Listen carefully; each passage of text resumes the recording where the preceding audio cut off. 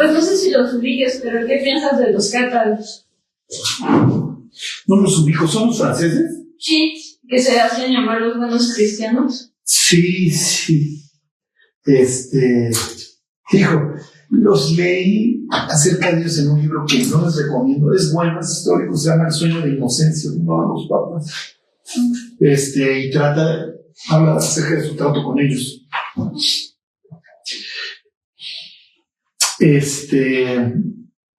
Miren, lo poquito que sé es que eran un grupo cristiano. A veces identificamos a los cristianos nada más como a partir de la Reforma, pero siempre hubieron, y en Francia varios, piensen los hugonotes. Y digo, sé que esto como en feria, no que sé.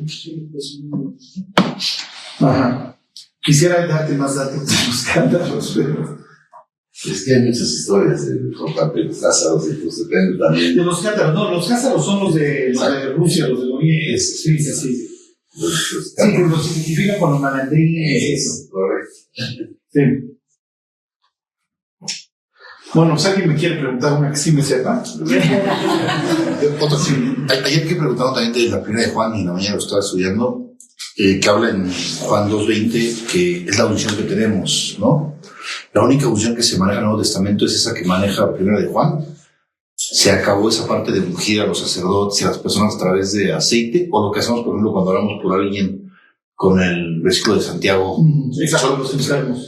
Solamente entonces sería, en cuanto a ritual, esa parte de Santiago, sí. Y lo demás es la unción que tenemos, se refería al Espíritu Santo, ya ningún ritual de esa parte, ¿no?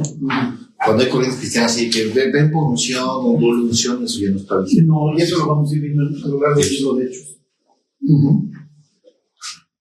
Sí, acuérdense, es que a veces pues que todas estas cosas divorcian la historia de su origen, ¿sí? Que es un origen hebreo.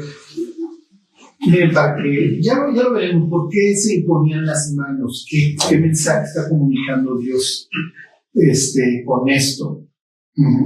¿Tiene algo que ver con la imposición de manos hoy en día? ¿Sí me explico ya? O sea, ya realmente ya no tiene nada que ver. Entonces se pierde el sentido. Ayer veíamos, ¿se acuerdan la bendición a Efraín y a Manasés? Y obviamente tiene todo que ver con eso. Pero bueno, ya vamos a ir viendo esto, ¿eh? Okay. Bueno, ¿alguien más quiere preguntar algo? ¿No? Sí, Marco. Ahorita que decían esto del cometa y todo esto, finalmente cuando Dios hace la creación, ya para el día uno hace la luz, lo primero que hace es la luz. Ajá. Y después vienen los astros y demás, que ya no tiene que ver con la luz, sino para las señales, como dice, ¿no? Ajá. Sí tiene algo que, o sea, sí va a haber alguna advertencia o tiene algo que ver todo esto de las lunas rojas, ya sabes todo esto que dicen. Sí. Miren, a ver, váyanse, ¿quién es? Promociones Lucas, que me agarró, me acuerdo. Es Lucas 22, a ver si mal no recuerdo. No sé si mi pera no está funcionando.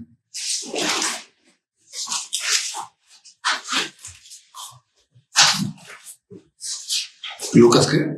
22. 21, perdón. Es 21:11. Miren, acuérdense, todo lo que vean en internet, eso tómenselo con grano de sal. Ajá. O sea, este año también tuvimos la luna roja, ¿se acuerdan? Y coincidían, yo me leía el libro de la luna roja. Entonces dice 21:11, y habrá grandes terremotos, a eso ya estamos, ¿no? Y en diferentes lugares hambres y pestilencias, y habrá terror y grandes señales del cielo.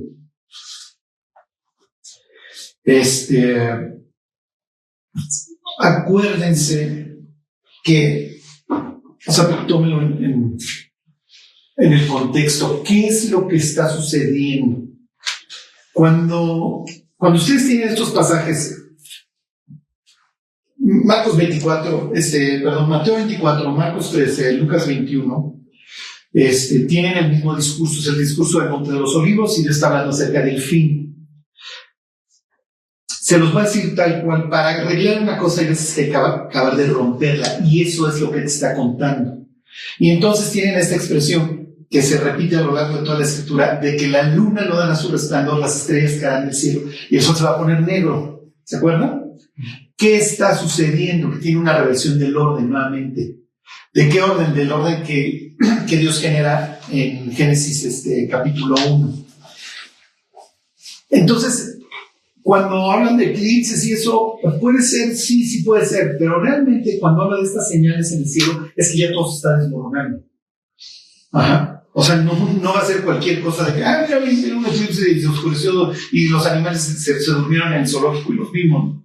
No, o sea, ya está hablando de un caos total. Uh-huh. ¿Por qué? Porque finalmente ya le acabo de dar la torre para generar lo nuevo. Uh-huh. Entonces, miren, o sea, está bien. Y todo eso viene de un genuino salvo esperando a Dios, ¿no? Y Dios dijo ahí en Lucas 21:11 que pues, cuando regresara iba a haber cosas en el cielo. Es natural que la gente esté. Pero sí tómenlo en que ya estoy acabando de destruir esto. Uh-huh.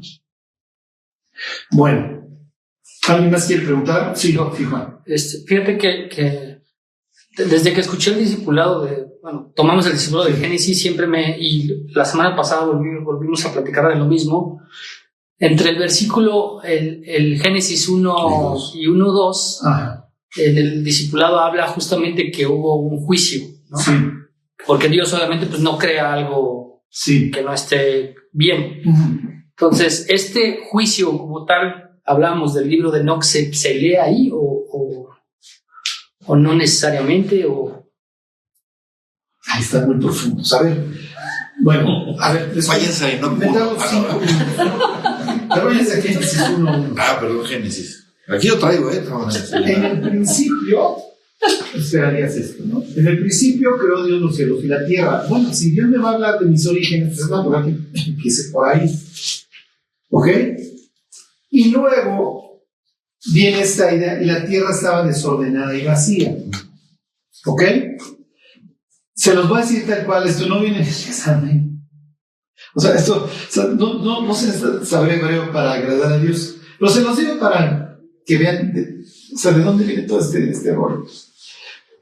Dice, la tierra estaba desordenada y vacía. La palabra es haitá, que la puedes traducir como la tierra quedó, si se entiende, desordenada y vacía. Entonces, si dice que quedó desordenada y vacía, te está implicando que hubo algo que la desordenó. ¿Qué desordenó? Bueno, los cielos y la tierra que me acabas de decir que creaste. Sí se entiende. Otra es simplemente que haitá lo traduces como estaba desordenado y vacío. Entonces tienes dos ideas. Tienes una idea en donde ya lo concluí, ahí está, y luego se me desordenó, o te voy a contar cómo lo hice. Fíjate que creé los cielos y la tierra, te voy a explicar cómo. Mira, había un desorden, estaban los materiales y les empecé a dar orden. La primera te implica que hubo caos, ¿sí? Que algo provocó el caos. En la otra simplemente pues, tengo los legos botados y ya los acomodo y construyo. ¿Sí me explico? ¿Cuál creen que es la buena? Es más, se los digo, le llaman la teoría de la brecha. Entre Génesis 1:1 y Génesis 1:2 hay una brecha, algo sucedió.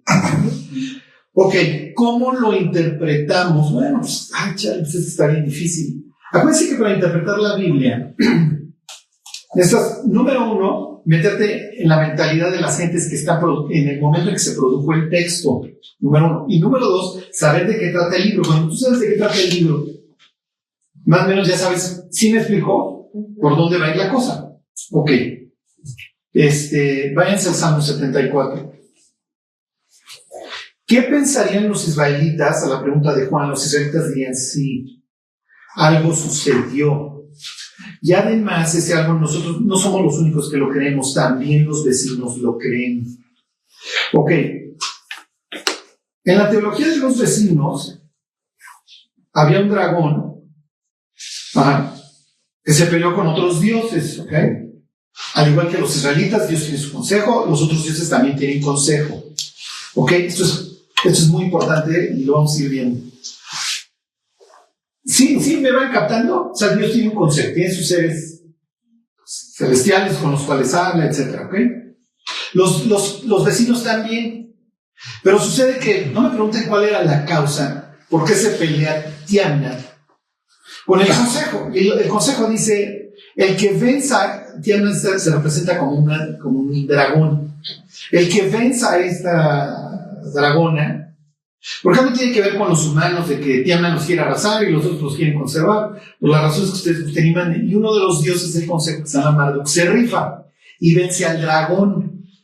Y a partir del cadáver del dragón hace la creación. ¿Sí se entiende? Ok. Así son las mitologías. Okay. Y les hago una aclaración. Una mitología es una historia que contiene seres celestiales. No necesariamente es falsa. ¿Sí se entiende? O sea, pero involucra seres celestiales, seres que no son humanos. Ya, sí es raro, ¿no? Ya es otra discusión. ¿Sí me explicó?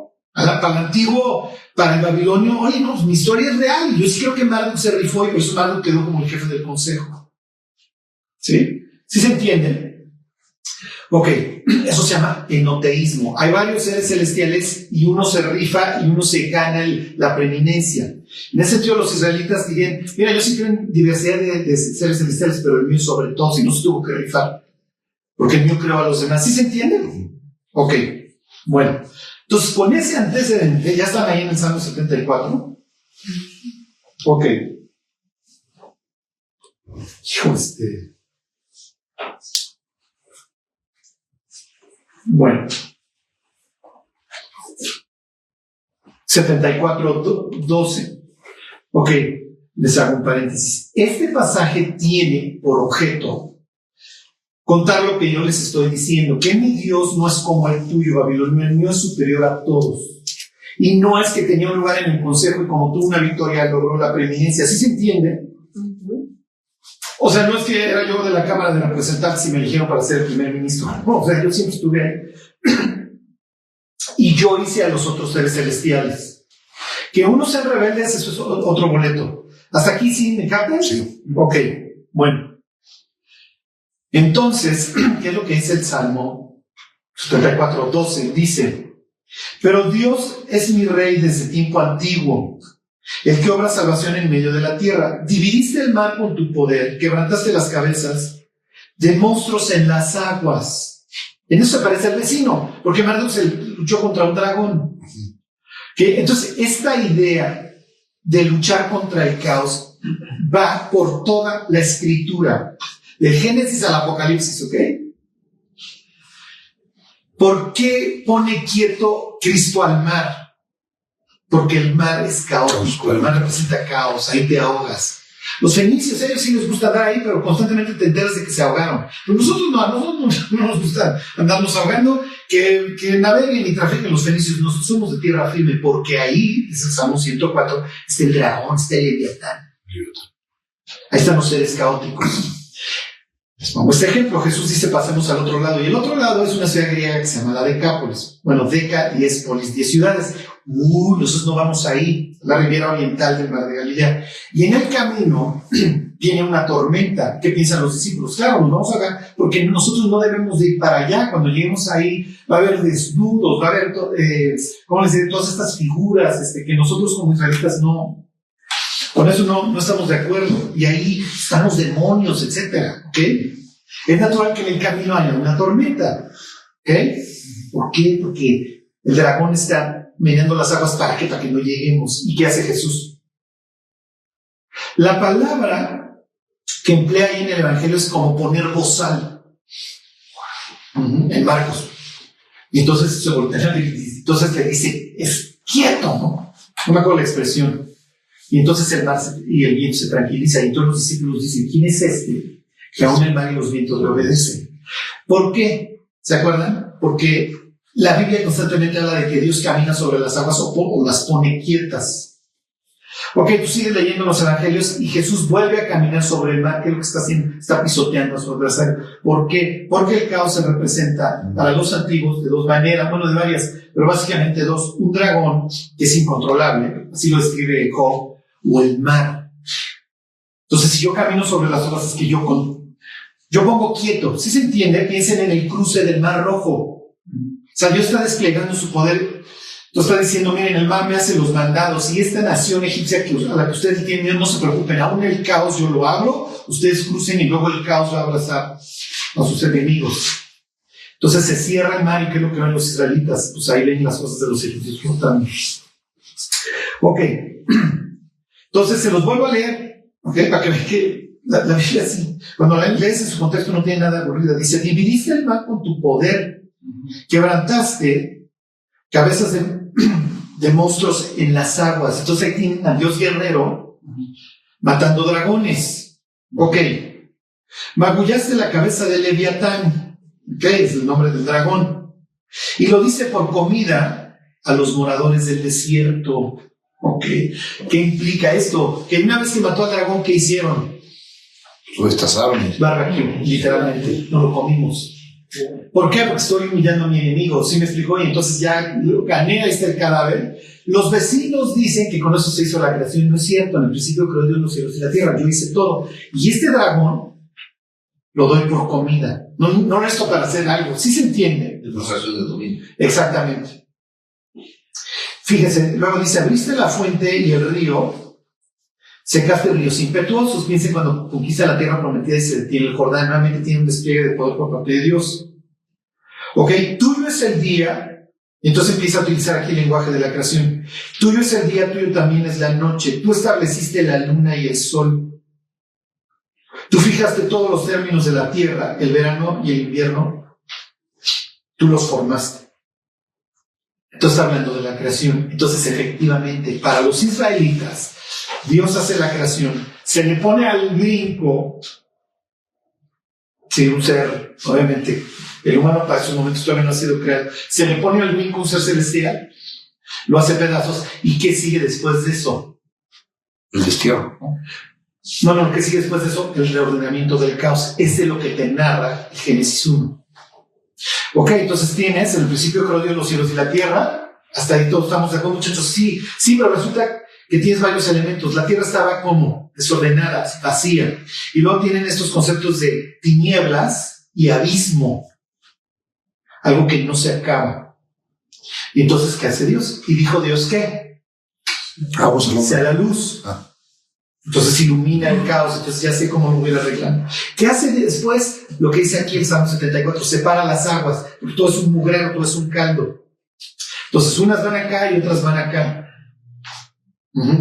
Y entonces, ¿qué se descubre? La tierra firme. Bueno, entonces a partir de este momento ya lo que yo vaya creando ya puede pisar. ¿Sí se entiende? Entonces, si tú le preguntaras a un israelita, oye, entre Génesis 1.1 y Génesis 1.2 tienes caos, sí, ¿por qué? Bueno, pues lee el Salmo 74. El dragón se puso al brinco. ¿Qué sucede cuando Dios vence al dragón? Viene una ¿qué? Viene una fiesta, viene una celebración, que dice Apocalipsis 19. Dios vence al dragón y dichosos los invitados a la cena. Vamos a cenar, ya gané. Miren, pensamos que vamos a tener una cena de 7 años. Realmente el Apocalipsis que presenta la misma historia en donde Dios vence al dragón y vamos a celebrar una fiesta, muchachos. Exactamente. Exacto. ¿Sí se entiende o no? Pero la Apocalipsis se refiere a la que ya sucedió o a la que va a suceder. A otra, obviamente. Claro. Pero tienen el mismo patrón, tienen el Dios guerrero. Oye, Charlie, ¿cuál Dios guerrero? Sí. Así veían los antiguos a sus dioses. Bueno, pues cuando nos demandan mala onda, ¿qué pensamos? Que Dios me defienda. Cuando nos van mal, todos echamos mano del Dios guerrero. Oye, Dios defienda, ¿no ves lo que me están haciendo? Para ellos es igual. Y cuando se miran los cristianos, Charlie, ¿a quién le hace caso? Acuérdense, y esto lo tienen que recordar cada lunes, somos occidentales, ¿ok? Educados, industrializados, ¿ok? Ilustrados. Republicanos y democráticos. ¿Ok? Así filtramos nosotros el mundo. Somos occidentales, somos educados. Nosotros no creemos en dragones. ¿Ok? No creemos en el mar como un sitio caótico. O sea, al fin ya lo dominamos, ¿no? Ya vamos surcando todos los mares. Sí, pero ¿cómo es tu vida? Diría Dios. Será la mismísima representación del caos. No encuentras paz. Y entonces te represento como el mar y yo tengo la capacidad para arreglarte. ¿Sí se entiende?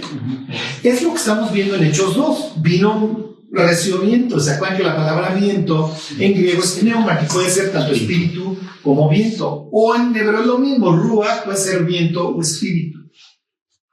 ¿Para qué? ¿Se acuerdan? Dice Pablo, para que vive Cristo por la fe en nuestros corazones. O sea, si tú no tienes el Espíritu de Dios dentro de ti, es imposible que te portes bien, que la vida se ordene. ¿Por qué? Porque la persona que se dedica a ordenar el caos es el Espíritu de Dios. Ajá, es lo que estamos viendo. Bueno, vayan Hechos 2 y ya le seguimos. Ok. Entonces, con la novedad, mis queridos, que Israel, a ver, hagan una escala en Isaías 65.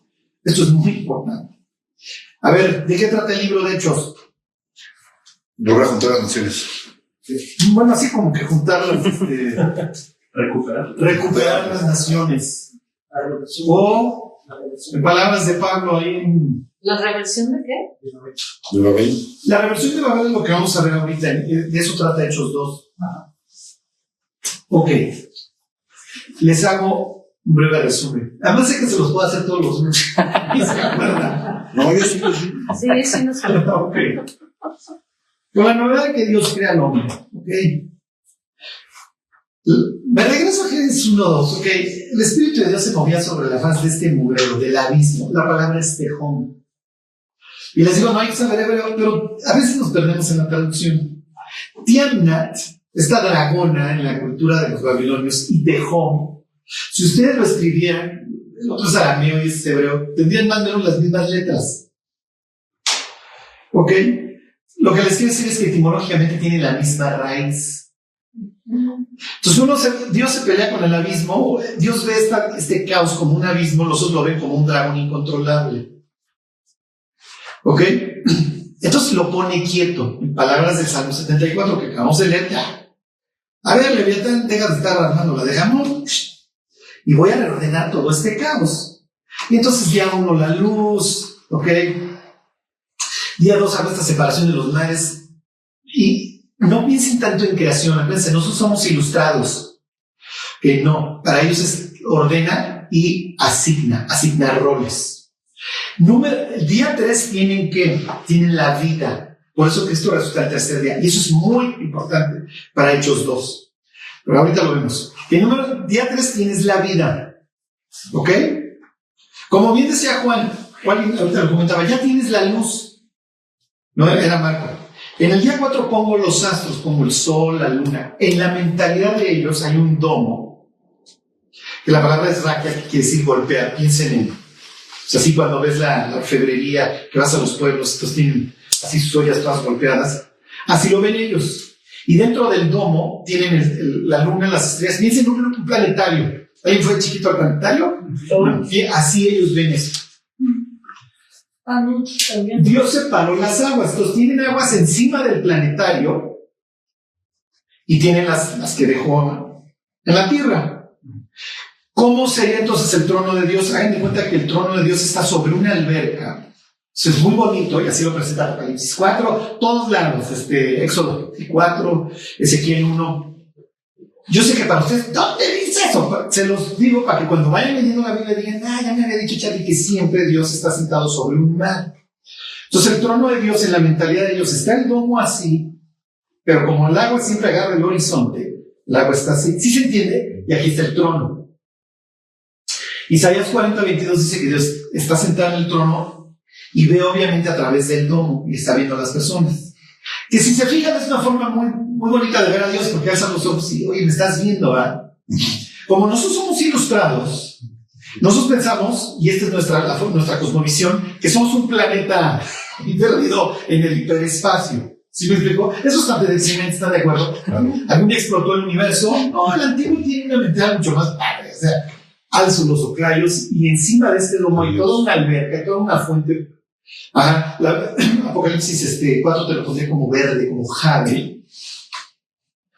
Y entonces está sentado sobre el trono de Dios. Piensen, alrededor está su consejo. Entonces ahí andan bien. ¿Ok?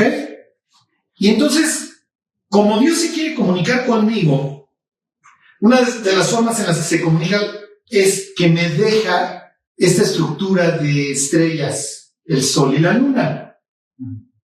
Y entonces es natural que yo vaya uniendo puntitos, mira, está Leo, etcétera. ¿Sí me explicó?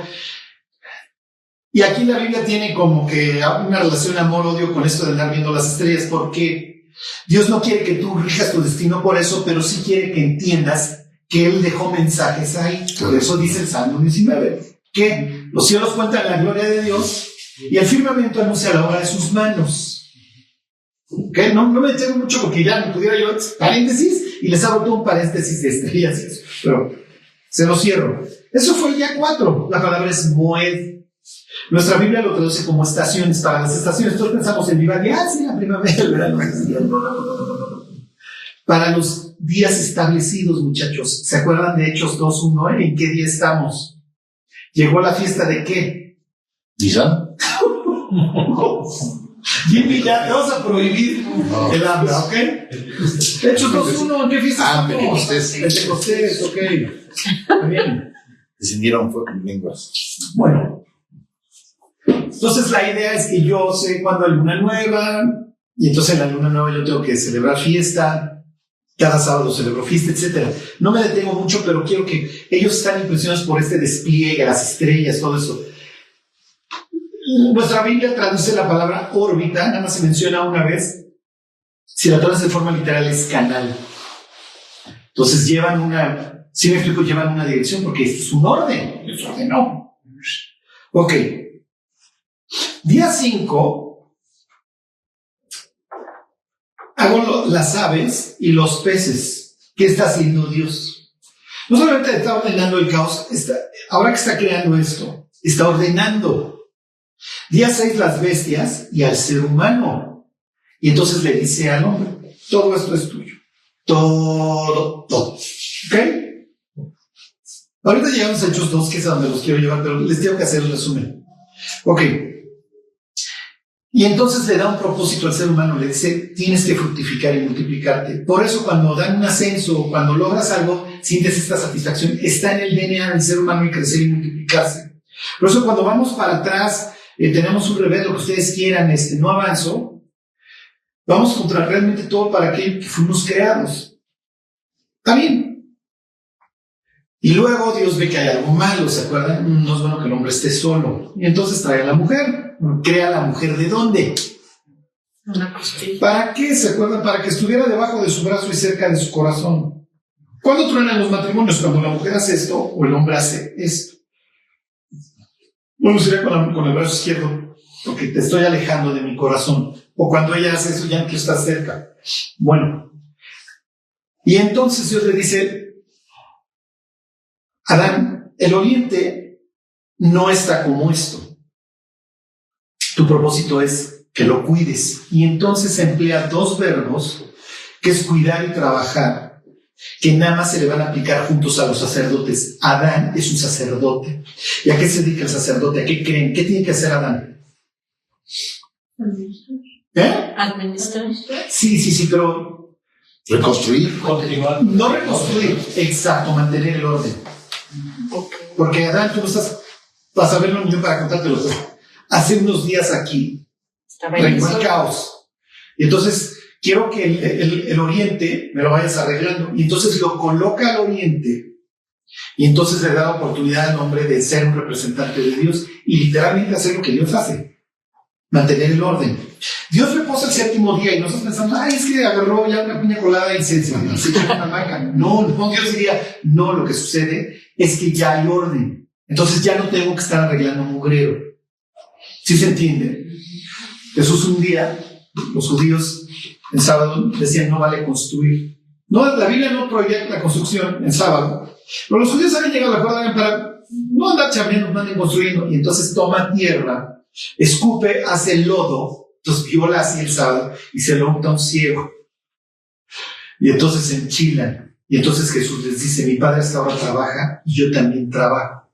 Los judíos dicen, y pensaban bien, que cuando Adán cae, interrumpe el sábado, destruye el orden y entonces hace que Dios vuelva a trabajar para restaurar. Cuando Jesús dice, mi padre hasta ahora trabaja y yo también trabajo, ¿qué está diciendo Jesús?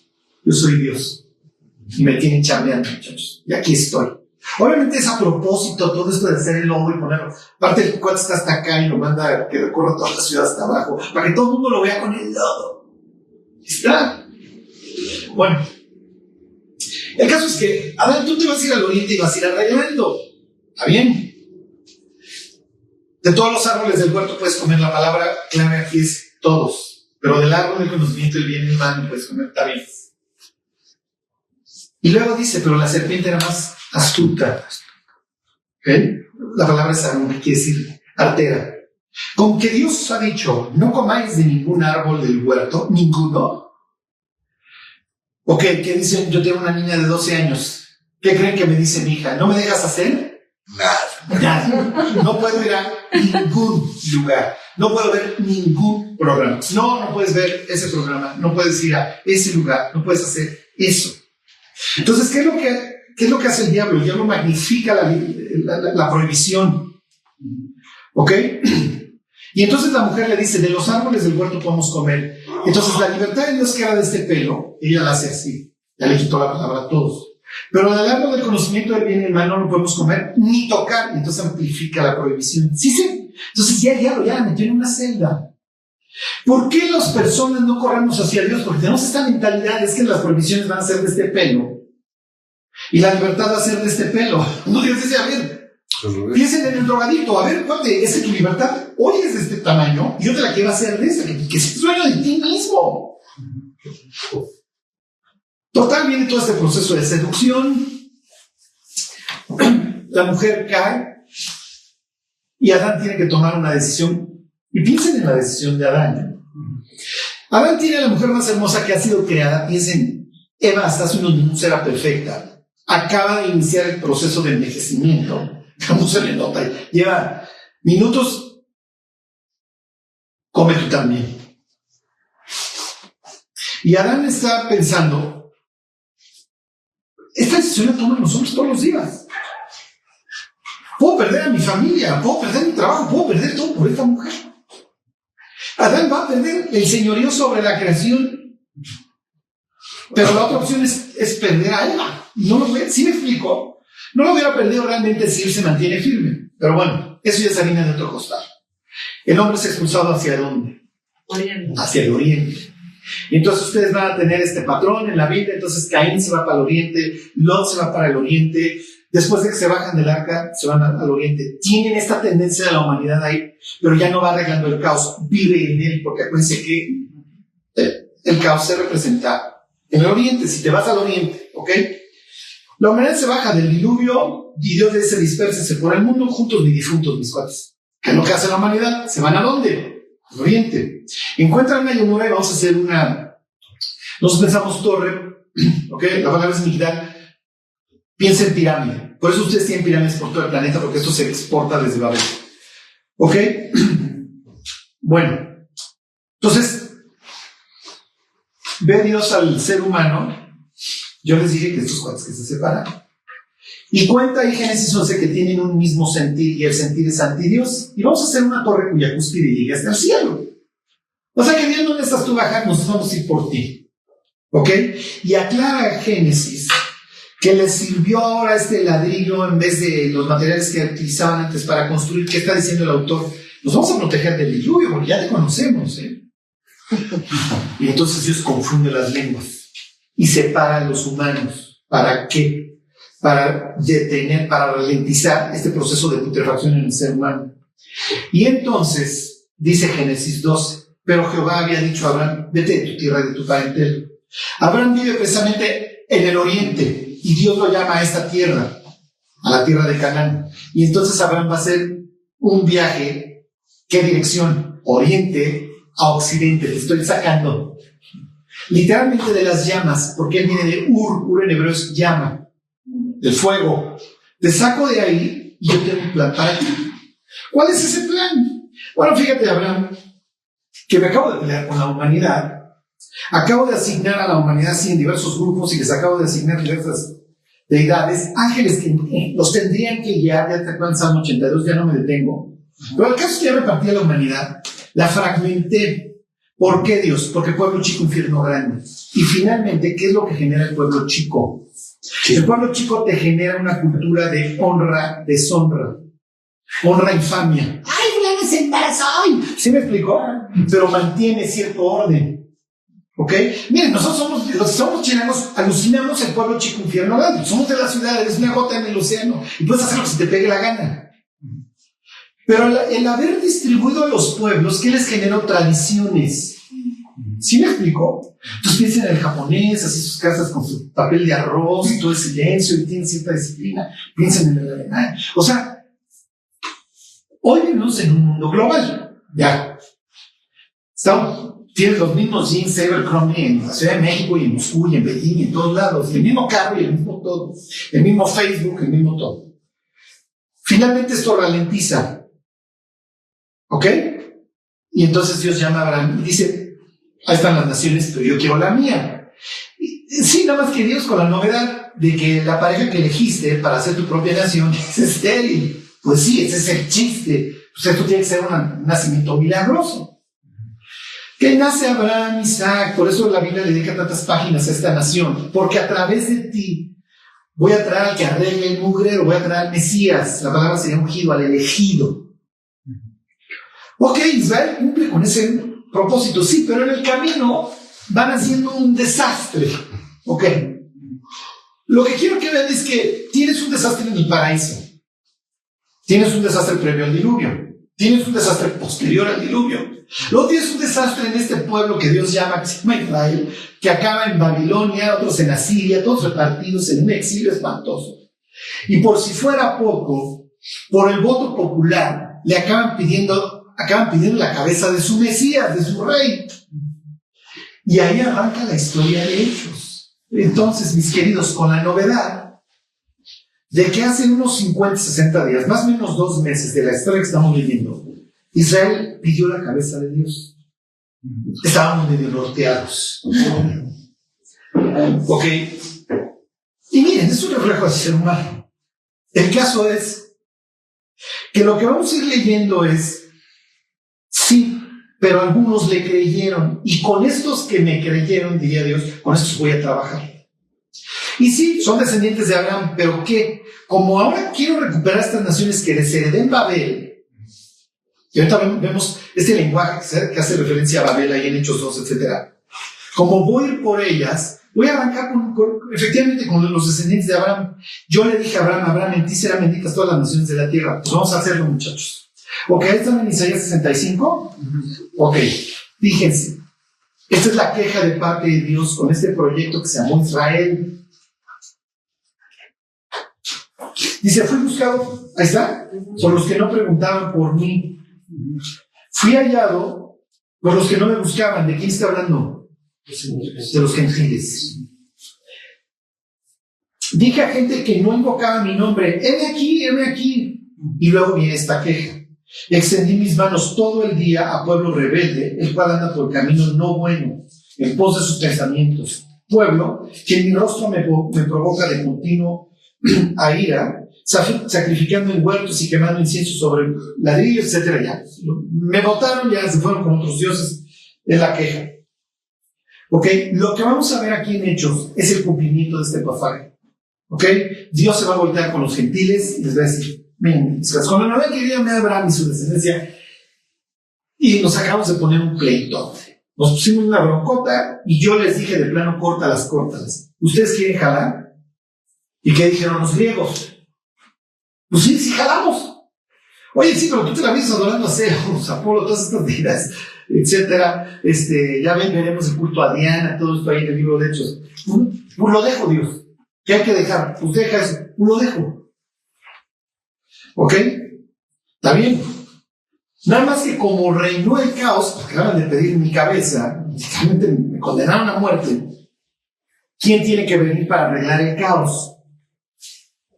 ¿Quién arregla el caos? El Espíritu de Dios. Y eso es precisamente de lo que habla Hechos 2, la llegada del Espíritu de Dios. Porque es, ¿cómo le van a hacer para arreglar el mugrero, muchachos, si no tienen los elementos? Bueno, Dios, ¿qué necesito? Necesitas mi Espíritu. Y aquí la palabra es neuma. En Hechos 1, se los repito, Jesús le dice a los discípulos, van a recibir ¿qué? ¿Quién se acuerda? Poder. Y me seréis testigos en Jerusalén, en Samaria, y hasta el último de la tierra. Ese poder, ¿de dónde lo recibo? Uno me lo va a dar el Espíritu de Dios. ¿Poder para qué, Charlie? Compartir. Para tener una vida transformada. ¿Ok? ¿Cómo le voy yo a hablar a alguien que Cristo cambia las vidas si mi vida es caótica? Y con eso les tengo que hacer una aclaración. Si tú le quieres hablar de Dios a las personas, no te tienes que esperar a que tu vida sea perfecta, porque nunca lo va a ser. O sea, siempre vamos a tener problemas. ¿Cuál es el punto? Que avanzamos. ¿Sí me explico? Que Dios va ganando terreno en nuestras vidas. Ese es el punto. Ajá. Yo luego digo, no, mira, si a veces nos azotamos la puerta, mi mujer y yo, y la gente se queda pensando así como, ¿sí, Charlie? ¿Tú tienes broncas? Entonces dices, llevo 21 años de casado. ¿Qué esperabas?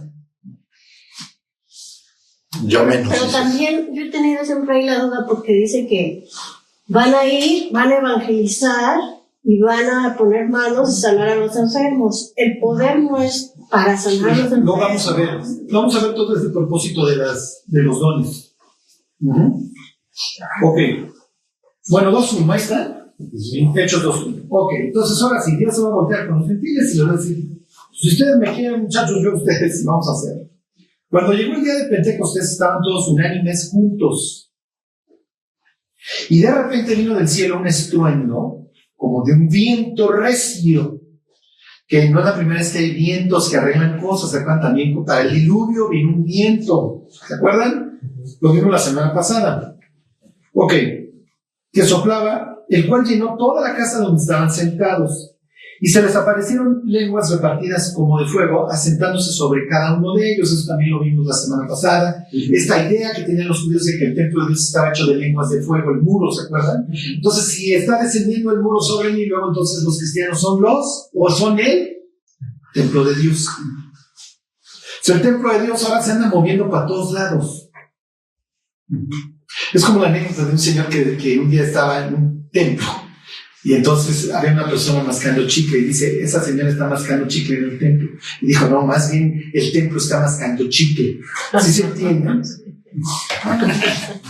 Bueno, y entonces, versículo 4, y fueron todos llenos del Espíritu Santo y comenzaron a hablar en otras lenguas, según el Espíritu les daba que hablasen. Ok, ¿qué sucede en Génesis 11? La humanidad está de rebeldosia y no se van a detener. Y entonces Dios dice, a ver, se sienten muy acá, se sienten muy unidos. ¿Está bien? Váyanse a Génesis 11. Dejen el dedo ahí en Hechos 2. Pero me van a hacer teologazos. Cuando les pregunten, oye, ¿qué ven? No, es el libro de Hechos. ¿De qué trata la revelación de Génesis 11? ¡Ay, wow! Soy interesante. No me invites porque si soy muy elevado, pero soy interesante. Ok. 11 muestra. Tenía entonces toda la tierra una sola lengua y unas mismas palabras. Y aconteció que cuando salieron de Oriente, que extraño, la nueva versión internacional dice que fueron a Oriente. No se claven tanto, nada más piensen en este concepto de Oriente, caos. Hallaron una llanura, claro, necesito algo llano para hacer mi pirámide, ¿ok? En la tierra de Sinar, ahí, si leen Daniel 1, ahí acaba Don Daniel, ¿ok? Pues se acabó en el caos. Y se establecieron ahí y se dijeron unos a otros, vamos, hagamos ladrillo y cosámoslo con fuego. Y les sirvió ladrillo en lugar de piedra. Entonces, pues si nos quieres, ahora sí echar otro diluvio, ¿eh? Y asfalto en lugar de mezcla. Y dijeron, vamos, edifiquemos una ciudad y una torre cuya cúspide llegue al cielo.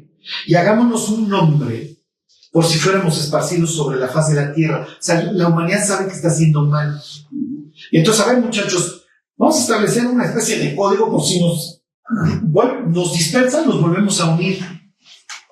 Sí, pero Dios es mucho más sabio que el hombre y entonces les confunde la lengua. Entonces ni siquiera los tiene que dispersar, casi. Porque ya con que te voltees y ve lo intolerante que eres, que al minuto que no lo entiendes ya le diste la espalda y ya te fuiste. Entonces viene la confusión de las lenguas. Entonces separa a la humanidad y les confunde las lenguas. Si Dios va a ir por los gentiles, a quienes les confundió las lenguas, ¿qué requieres ahora? Bueno, pues les necesitas dar el don de lenguas a estas personas. ¿Para qué? Para revertir para revertir el juicio de Babel. ¿Sí se entiende? O sea, el juicio fue confusión. Exactamente. Por eso la palabra Babel es balal en hebreo, que quiere decir confundir o confusión. ¿Ok? ¿Sí se entiende? Sí. Ok. Cuando la Biblia habla de las lenguas, ahí en 1 Corintios, que dice don Pablo, Dios no es Dios de qué? Confusión. Claro, porque las lenguas se trata de precisamente revertir la confusión. Sí se entiende, y desgraciadamente lo contrario. Pablo les dice, el que entre a su iglesia van a pensar que están locos mis cuates, y precisamente las lenguas era para evitar el ¿sí me explicó? Les dieron el don de lenguas precisamente para que tú me entiendas, no al revés. Claro. Ajá. Claro, cuando yo lo entiendo esto, entonces yo llego a un lugar en donde todo el mundo y dices, es exactamente lo contrario, lo que Dios estaba provocando con que la gente hablara diversas lenguas. Revertir la confusión. Ok, entonces se los vuelvo a leer, versículo 4. Y fueron todos llenos del Espíritu Santo y comenzaron a hablar en otras lenguas según el Espíritu les daba que hablasen. ¿Por qué? Vuélvanse a situar en la escena. Están celebrando las fiestas mayores, están en el templo y el templo está atascado.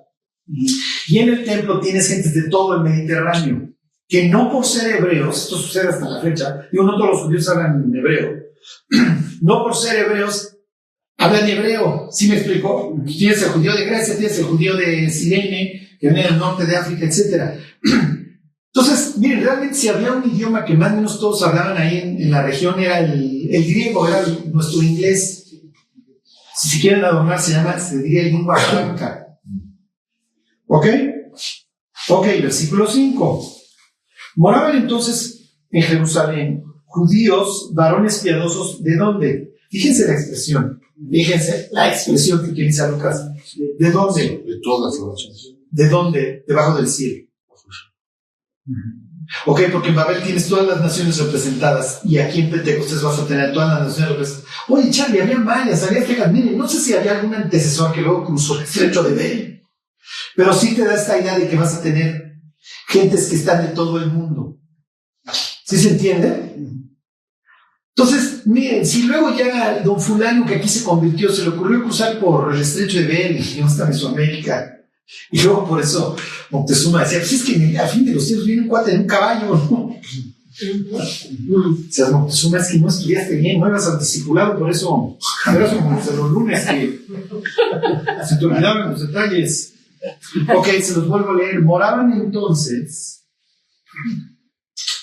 en Jerusalén varones piadosos de todas las naciones bajo el cielo, por eso se necesita el don de lenguas.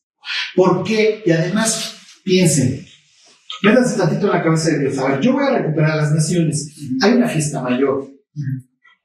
Tengo miles y miles. Según Flavio Josefo, en las fiestas mayores llegabas a tener 1 millón de personas en la ciudad. Digo, no solamente en la ciudad, en los alrededores, ¿no? Vamos a dejarlo en cientos de miles de personas que han venido de todo el Mediterráneo. Y yo voy por las naciones. ¿Está bien? Ahora tengo 120 personas que acaba de entrar el Espíritu de Dios en ellos y les da esta facultad para comunicarse con el celta en su idioma, con el griego en su idioma, con el parto en su idioma, con el elamita en su idioma, con el que ustedes quieran en su idioma. Y eso es lo que te narra. Se los voy leyendo. Ok. Dice, y hecho este estruendo, se juntó la multitud y estaban, ¿qué? Confusos. Claro, es natural que tengan lenguaje que le regresa a Génesis 11. ¿Ok? ¿Por qué? Porque lo estás revirtiendo y la idea es que se va a acabar esa confusión. Ok, estaban confusos. ¿Por qué? Porque cada uno les oía hablar en su propia lengua. Y estaban atónitos y maravillados diciendo, mirad, ¿no son galileos todos estos que hablan? ¿Cómo pues les oímos nosotros hablar, cada uno en nuestra lengua en la que hemos nacido? Partos, medos, elamitas, y los que habitamos en Mesopotamia, en Judea, en Capadocia, esto es Turquía, en el Ponto y en Asia, en Frigia, Panfilia, en Egipto, y en las regiones de África, más allá de Cirene, que es en Libia, todos estos lugares. Y romanos aquí residentes, tanto judíos como prosélitos. Prosélito es el gentil que va, que le gusta. ¿Ok? Bueno, no sé si aquí me detengo. ¿Están bien hasta ahora? Sí. Sí. Ok. Es momento de otro paréntesis, porque la palabra que acabamos de decir es muy importante. Ok. No los quiero confundir. Prosélito. Gracias. Hay dos clases de gentiles que honran al Dios de Israel. Uno es el prosélito y otro es el temeroso de Dios. ¿En qué se diferencian? Uno pasa todo un proceso, le cambian el nombre, lo bautizan, porque te tengo que limpiar de todos tus ídolos, y le cambian el nombre. Perdón, ya les dije el nombre, ¿verdad? Sí. Y lo circuncidan si es hombre. Luego lo vuelven judío, ¿no? Tiene una transformación total. Ese es el prosélito. Entonces, a ver, ¿tú cómo te llamas? No, yo me llamo Ticio. ¿Y quién es tu Dios? Bueno, mis antecesores, etcétera. ¿Se acuerdan del gladiador que adora a sus Maximus. antecesores? Sí. Ok, ¿y a quién más? Bueno, pues también está en el repertorio Apolo, Diana, los que ustedes quieran. Zeus, está bien. Pues fíjate que nosotros honramos a un solo Dios y nosotros decimos que este Dios hizo todas las cosas. Y entonces el Ticio está muy impresionado. Sí, yo los veo como ustedes tienen esta devoción a su Dios y lo ven como el que creó todas las cosas. Yo quiero a su Dios, está bien. Los tienes que dejar a los que ya traes, ¿sabes? Porque Dios te pide exclusividad. No tendrás dioses ajenos delante de mí, es de nuestros principales mandamientos. Está bien. Hago un lado todos mis dioses, ¿qué hago? Bueno, Ticio, ya no te vas a llamar Ticio, perfecto, nosotros te vamos a poner David, Salomón, Jacob, como quieras. Te vamos a circuncidar porque esta es la señal de nuestro pacto y te tengo que pasar por el agua, ¿no? Te tengo que purificar. Por eso Juan, que andaba ahí en el Jordán sumergiendo a las personas, ¿ok? Entonces te sumerjo en las aguas y hagan de cuenta que te moriste y resucitaste.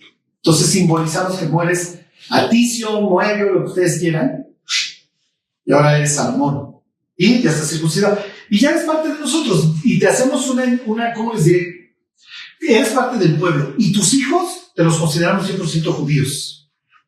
Ok, entonces Pedro, ¿a quién está dirigiendo su discurso? A judíos y gentiles que se volvieron judíos, pero tienen otros que no pasan todo el proceso de conversión, que son los temerosos de Dios. No cambian el nombre, no se bautizan y no se circuncidan, pero están en la sinagoga y ellos van a ser los creadores del cristianismo. Estos temerosos de Dios. Pero ya llegaremos a los temerosos de Dios. Ok, ahorita el discurso de Pedro para quienes, para sus paisanos. Y para los prosélitos, ¿no? Sí, pero ya no te considero tanto gentil. O sea, sí, realmente yo te considero que ya eres de acá. Y quizás nosotros somos semitas, dice San José, morenazos, narigones, y tú tienes tu nariz, ¿verdad? Tú eres un griegazo, bueno, lo que ustedes quieran, hermano. Pero sí yo ya te considero mío. ¿Sí me explicó? Se basaban mucho en el libro de Ruth, que Ruth no tiene derecho por ser moabita a entrar, pero mira, ya te dejamos pasar y te damos todos los derechos y que venga alguien y te redima y hasta mamá le decía este güey. ¿Sí se entiende? Entonces, ya, exactamente. Ya, piensen, Bob Inocencio, ¿qué digo? Joe García, ya eres gringo, y ya puedes ser presidente. Sí, y cuando llegue yo a migración me vas a tratar con la punta del pie, porque ya eres Joe, no, ya no es José. Joe García, ¿ok? Entonces ya lo ven totalmente. ¿Quién suele sentir más gringo? ¿Joe García o Kurt Smith? ¿Sí me explicó? Lo mismo solía pasar, y hasta la fecha con el prosélito, estaba más recalcitrante. Lo que quiero que vean es que Pedro se está dirigiendo a los gentiles. A él no le ha caído el 20 de lo que nosotros ya sabemos, de que el libro de Hechos habla de la recuperación de los pueblos. Eso sucede hasta el capítulo 10, que les cae el 20. Todos los primeros 9 capítulos de Hechos somos nosotros, somos los países. Y si tú quieres venir a conocer al Mesías Jesús de Nazaret, Tienes que judaizar. te tienes que volver judío. Olvídate. No, cuando Pablo pase por todas estas ciudades ahí en Asia Menor diciendo no te tienes que circuncidar y Dios te ama, y si tú te arrepientes vas a recibir el don del Espíritu Santo. Esto es un fuego lo que va a encender este cuate. Ahorita el mensaje está dirigido a quién? A los judíos. ¿Ok? ¿Y dónde? En el templo, muchachos. Sí, todavía no. ¿Ok? Por eso es importante que... Ok, ¿dónde me quedé? Entonces, Ok, versículo 12. Ok, bueno, como prosélitos cretenses árabes, Perdón, les leo desde el 11. Cretenses y árabes les oímos hablar en nuestras lenguas las maravillas de Dios. Que entonces la gente va a escuchar el mensaje del Evangelio en su propio idioma. ¿Ok? Y estaban todos atónitos, les sigo leyendo, y perplejos, diciéndose unos a otros: ¿qué quiere decir esto? Mas otros burlándose decían: están llenos de mozos, están cuetes, están borrachos. Ok, los judíos sacrificaban, hacían un sacrificio mañana y tarde, a las 9 y a las 3 de la tarde. No les hago muchos paréntesis. Acuérdense, para el antiguo el tiempo es distinto a como lo vemos nosotros. Para el antiguo el tiempo es cíclico, para nosotros es lineal, avanza. No, para ellos todos los sábados, como Dios reposó, tenemos nosotros que renovar la creación. Y de hecho lo hacemos todos los días, mañana y tarde. Mañana, ¿por qué mañana y tarde, Charlie? Porque dice la Biblia que cuando Dios inicia esta regeneración, dice: y fue la noche y la mañana el día primero, y fue la noche y la mañana el día segundo. ¿Sí se entiende? Entonces hacemos un sacrificio en la mañana y en la tarde. El de la mañana era a las 9 de la mañana y el de la tarde era a las 3 de la tarde. ¿Ok? Es natural que estos judíos, ¿a qué hora están en el templo? En la mañana, ¿a qué hora van? A las 9. ¿Y a qué hora van en la tarde? Si es que van a las 3. Pero como estamos en fiesta, es natural que vayamos a las 9 y a las 3. ¿A qué hora crucifican a Jesús? A las 3. No, a las 9. ¿A qué hora muere Jesús? A las 3. Y soplaban una trompeta. Cada vez que moría el animal en el templo, sonaban una trompeta para decirle al pueblo: el espacio sagrado ha sido purificado, así lo purificaban. Entonces imagínense a Cristo, lo levantan a las 9 de la mañana: Padre, perdónanos porque no saben lo que hacen. Se habían 6 horas de sufrimiento, a las 3 de la tarde en mis manos, hecho está, en mis manos entrego el espíritu, en tus manos entrego mi espíritu, y a lo lejos escuchan nuevamente una trompeta. ¿Ok? Bueno, versículo 14. Entonces Pedro, poniéndose en pie con los 11, alzó la voz y les habló diciendo: varones judíos y todos los que habitáis en Jerusalén, esto os sea notorio y oíd mis palabras. Porque estos que no están ebrios, como vosotros suponéis, puesto que es la hora tercera del día. ¿Tercera de qué? Desde que sale el sol, y el sol sale a las 6 de la mañana. Entonces dirías: bueno, en Cancún no puedes iniciar tu discurso así. Oye, estos están cohetes. No, agarra, son las 9 de la mañana. Pues por eso. Ok. Se entiende mi chiste, ¿no? Entonces, cuando estamos en plena fiesta de Pentecostés y al templo no vienes borracho, son las 9 de la mañana. ¿Ok? Mas esto es lo dicho por el profeta Joel. Y en los postreros días, dice Dios, derramaré mi espíritu sobre toda carne, y vuestros hijos y vuestras hijas profetizarán, vuestros jóvenes verán visiones, y vuestros ancianos soñarán sueños.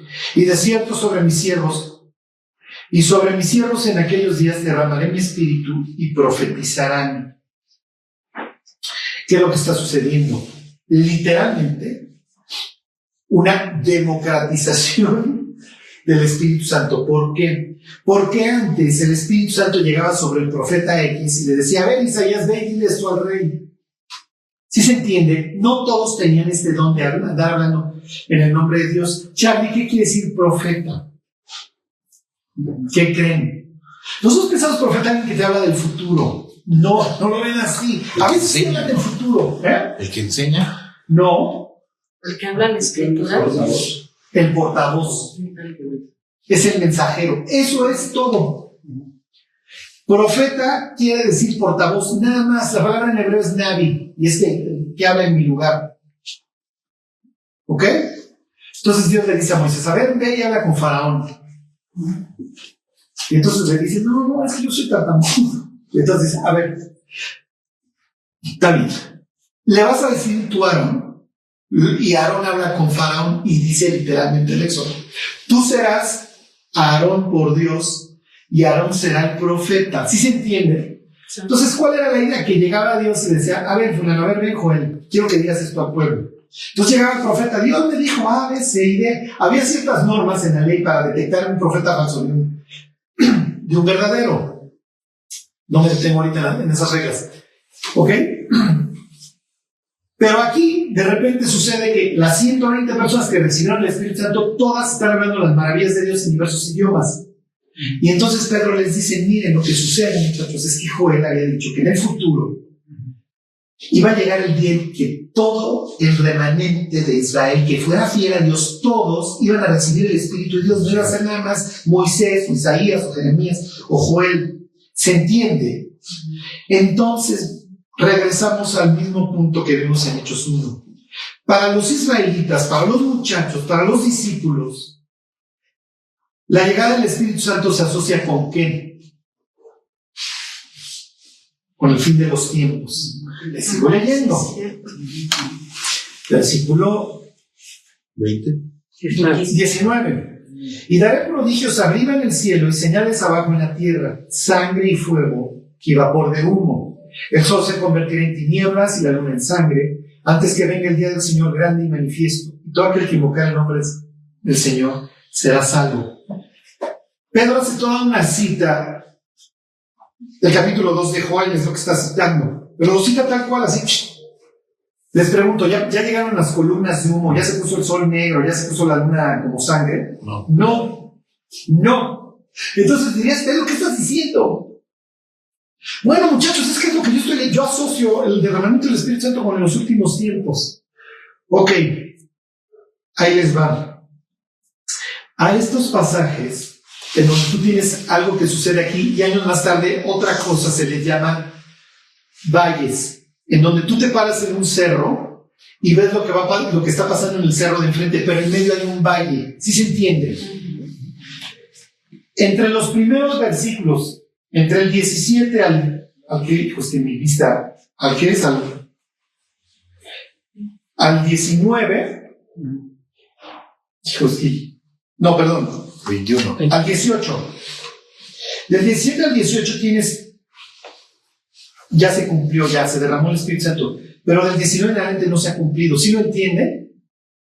Joel lo ve como algo. ¿Por qué? Porque para Dios un día es como 1000 años, ¿se acuerdan? Porque diríamos, a ver, Pedro, entre que tú predicaste esto y dijiste que efectivamente Joel había predicho que el Espíritu Santo iba ahora a recaer en todos los que creyeran, como dice todo aquel que invocara el nombre del Señor. Pero han pasado 2000 años, Pedro, y no vemos el sol que se convierta en negro como tela de silicio ni la luna como sangre. Y Pedro diría, sí, pero es que así funcionan las profecías, muchachos. ¿Saben? Una se cumple acá y otra puede tardar siglos en que se complete. ¿Sí se entiende o no? Sí. Como la semana 70 de Daniel. Exactamente.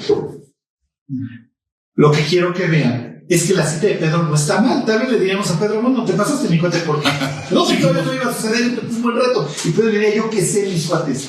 Lo que sí sé es que Joel decía que todo aquel que invocara el nombre del Señor iba a recibir el Espíritu Santo. ¿Sí se entiende? Ok. Me tomo 3 minutos para darles la introducción de qué sigue la próxima semana. Continúa Pedro. Varones israelitas, nuevamente, ¿a quién le está dirigiendo su discurso? Los estaban ahí.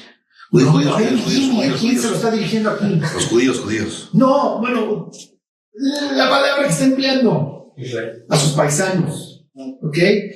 Quiero hacerles énfasis en esto. Ellos no tienen muy claro esto de recuperar las naciones todavía, ¿ok?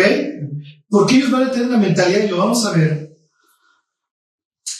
de que si el gentil se quiere convertir, pues que venga, pues aquí está el templo, ¿no? Bueno, varones israelitas, oíd estas palabras. Jesús Nazareno, varón aprobado por Dios entre vosotros con las maravillas, prodigios y señales que Dios hizo entre vosotros por medio de él, como vosotros mismos sabéis, a entregado por el determinado consejo y anticipado conocimiento de Dios, prendisteis y matasteis por manos de inicuos. ¿Quiénes eran manos de inicuos? Los mismos judíos. No, ¿Gentiles? los romanos. Gentiles. O sea, Pedro le está diciendo, a ver, mis cuates, ustedes cumplieron las profecías sin darse cuenta, pero ustedes son los responsables y ustedes lo entregaron. Díganme un personaje en la Biblia que es entregado a los gentiles. José. Misma historia.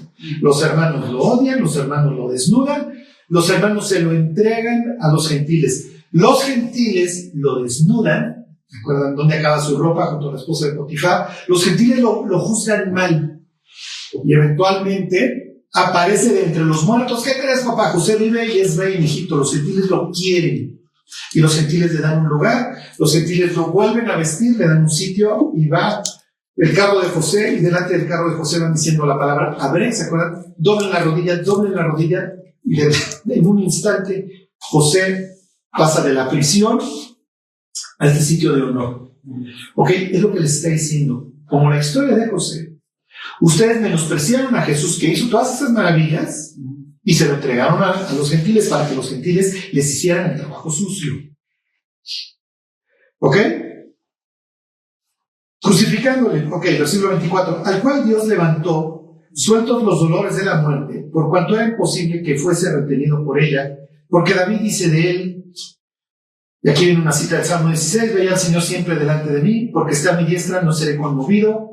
Por lo cual mi corazón se alegró y se gozó mi lengua, y aún mi carne descansará en esperanza, porque no dejarás mi alma en el Hades, y permitirás que tu santo se pudra de corrupción. Ok, con esto acabamos hoy. Los discípulos van a ser testigos ¿de qué? De la resurrección. El cristianismo vive o muere en la resurrección de Cristo. Si Cristo no ha resucitado de los muertos, yo traigo la chela la próxima semana. Nuestra vida carece de sentido y venimos los lunes a hacer el oso. Jesús no resucitó, Jesús está ahí ya es polvo ahí. Ahí está su tumba, nunca se salió de ahí. Piensen, un día hablaba yo con una muchacha francesa, entonces le dije, mira, ustedes, digo, son famosos porque literalmente se echaron a Dios. O sea, vino la República y adiós Dios. Y sí, tenían un clero y un rey que les veía la cara un día sí y un día también. Pero hoy Europa espiritualmente está muerto. Y piensen, o sea, parte de la ilustración, digo, si viene Inicia en Escocia y eso, en donde la abrazan con todo y vamos a hacer lo laico y la enciclopedia y el razonamiento, es en Francia. Y entonces le digo, mira, tú vienes de una nación que por naturaleza le cuesta trabajo creer en Dios. O sea, para ti el tema de Dios no es nada fácil. Pero nada más tienes de dos. O Dios existe o no existe. Nada más. Si existe te implica tres cosas. ¿Se acuerdan? Responsabilidad, propósito y relación. Si Dios existe, estos tres elementos necesariamente se dan. Porque si Dios existe y me creo, bueno, seguramente me creo con algún propósito. Seguramente quiere establecer una relación conmigo, o sea, entiendo mi propia existencia y la existencia de las personas que me rodean. Bueno, seguramente Dios quiere también ser parte de estas relaciones. Y número tres, y esta es la que no nos gusta, y por eso le unimos a Dios. Bueno, seguramente soy responsable delante de Él. ¿Y cuál Adán? Todos vamos debajo de esta higuera. Shh. Ahí está Dios. ¿Se acuerdan en Génesis 2? Dice que Dios andaba paseando en la tarde. ¿De qué te habla eso? De que tenía una buena relación con Adán y Eva, y en las tardes platicamos, muchachos. Sí, nada más que esta tarde estos cuates no aparecen. ¿Se acuerdan? Y preguntó Dios al hombre, ¿dónde estás tú? Y entonces finalmente te decides a alguien, pues yo creo que imagínense a Adán. Si han visto las higueras, las hojas de higueras, es ridículo. Entonces salen tapados de hojas de higueras, esto es como hawaiano. ¿Ok? Y entonces, ¿qué hiciste, Adán? Es que tuve miedo y me escondí. Miedo, Adán. Tú no puedes tener miedo, tú vives en el paraíso. Y entonces lo invita a que se enfrente a sí mismo. Y Adán va a fracasar. ¿Has comido el árbol que te dije que no comieras? A ver, Adán, es Dios, ya sabes lo que hiciste. Somos iguales, ¿eh? Es que la mujer que tú me diste, ella me dio del árbol y comí. Ve el desastrito que traes. No, entre tú y la mujer, no te enseñaré, pero porque será la próxima. Todo yo. O sea, fíjense cómo se justifica. ¿Y qué es lo que le enseñó a Eva? Bueno, pues le enseñó a hacer lo mismo. Dios deja de hablar con Adán y se volvió con él. ¿Qué hiciste? la serpiente. Ajá. Tú sí me lo acabas de enseñar este hijo de que hay que echarle la culpa a alguien más. Imagínense la relación de estos 12. Porque nada más se puso grave la cosa, me echaste por delante. Sí, pero tú me incitaste. Y tú ya sabías que esto estaba mal. Y aún así quisiste que yo comiera. Pues sí, el cadáver pesa menos entre dos. O sea, imagínense el pleito. Y el primer muerto en la Biblia no van a ser ellos, va a ser su hijo. O sea, esta pareja va a enterrar a uno de sus hijos. Esto es horrible. Y ahí empieza una historia de desgracia que nos acompaña a los seres humanos hasta el día de hoy. Ajá. Entonces, ¿qué es lo que les quiero decir? Algún día Dios había prometido, vendrá el que arregle el mugrero. Y como la paga del pecado es muerte, bueno, la voy a sufrir por ustedes. Yo te dije, el día que comas de eso vas a morir. Y el diablo hasta cierto punto encerró a Dios porque pues, tú dijiste que los tenías que matar, ¿no? Pues sí, van a experimentar la muerte. Y ya no se pueden reconciliar porque los expulsaste. No, yo la voy a experimentar por ellos. Entonces yo voy a morir por ellos. Es lo que está diciendo Pedro, muchachos. Dios ya sabía que Él mismo se iba a hacer persona y iba a dar su vida por nosotros. Iba a experimentar la muerte. Pero como dice David en Salmo 16, no iba a dejar su alma ahí en el sepulcro. La palabra que ya vemos la próxima semana, todo esto que implica, la palabra que usa Pedro es Hades. Y al tercer día Jesús sale. Va y se presenta al templo, tal cual eso lo narra la carta a los hebreos, enseña las heridas y dice, la puerta del cielo está abierta, muchachos. Yo ya pagué por ustedes, yo ya experimenté la muerte. Bueno, ¿cuál es el requisito? Te tienes que enfrentar a ti mismo, te tienes que arrepentir, tienes que reconocer que estás perdido.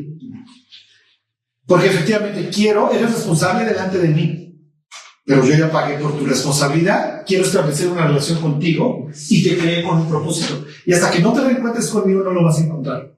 Vas a andar dando palos de ciego y vas a pensar que siendo arquitecto, siendo médico, lo que ustedes quieran, bueno, ahora que tenga hijos, ahora que acabe la prepa, ahora que acabe la carrera, y nunca llega y te metes como hámster en un círculo, en donde, bueno, es que cuando logre, y la gente llega a los 90 años con muchos o pocos logros serios, pero nunca encontré cuál era realmente el propósito. No, porque el ser humano fue creado para tener un propósito eterno, y hasta que no se reencuentra con su creador, nada más está A los desiertos. va a terminar. Ok, a 2000 años de esto, hoy somos nosotros los testigos. No tenemos lenguas de fuego, se sientan. Digo, si alguien quiere aprender francés, pues con la novedad te vas a la Alianza Francesa, no vas a obtener el don de lenguas. Te vas a tener que fletar. ¿Ok? ¿Por qué? Porque Dios diría, a ver, mis cuates, ya pasamos Pentecostés, ¿no? Y Dios tiene esta política de delegación. Yo quiero que te esfuerces, chambeas en mi negocio y quiero verte cómo recuperas a las naciones. Y con esto termino todos los lunes. Y así termino yo todos los lunes que estemos viendo el libro de Hechos. No hay un mayor llamamiento. Los muchachos arrancaron esta historia. Yo tendría una estafeta y no la darían. Mi cuate, yo ya serví mi tiempo. Te toca a ti. Y si respiras, es para eso.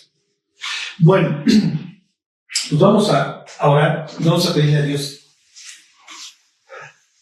En serio, hace rato Juan me preguntaba, ¿cómo sé cuál es el propósito por el que cuál Dios me alcanzó?